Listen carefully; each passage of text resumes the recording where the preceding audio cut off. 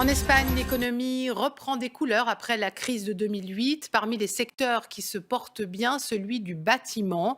Dans le même temps, le nombre d'accidents sur les chantiers explose. Reportage à Madrid, Marie Bolinches et Johan Prodhomme. Elles étaient l'image de la bulle immobilière espagnole.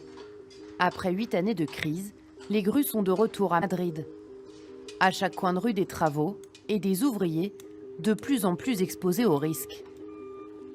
Il y a 2 mois, un homme est mort sur le chantier de la rénovation de ce palace. C'est le 72e accident mortel en un an. Santiago Ramirez est topographe. Sur les chantiers, il croise de plus en plus d'ouvriers précaires et sans formation.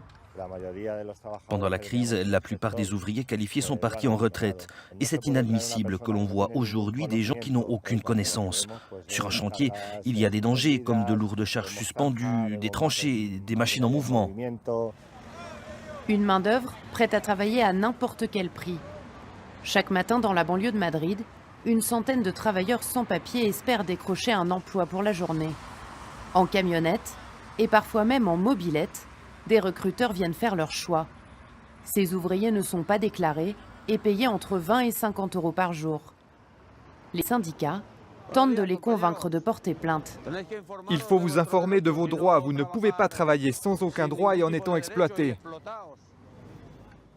Ces chantiers sont probablement illégaux, sans permis de construire et donc sans aucune mesure de sécurité.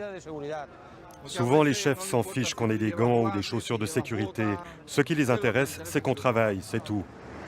Face à la multiplication des accidents mortels sur les chantiers, les entreprises espagnoles restent muettes. Nous avons contacté la Confédération nationale de la construction, mais notre demande d'interview a été refusée.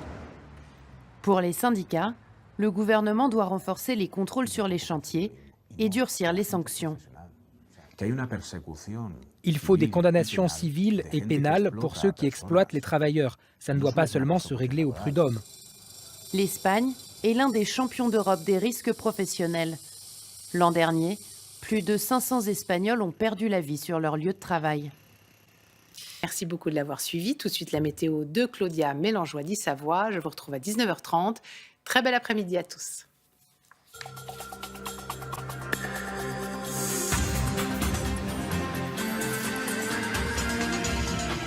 Suivez l'information en continu sur RTS Info.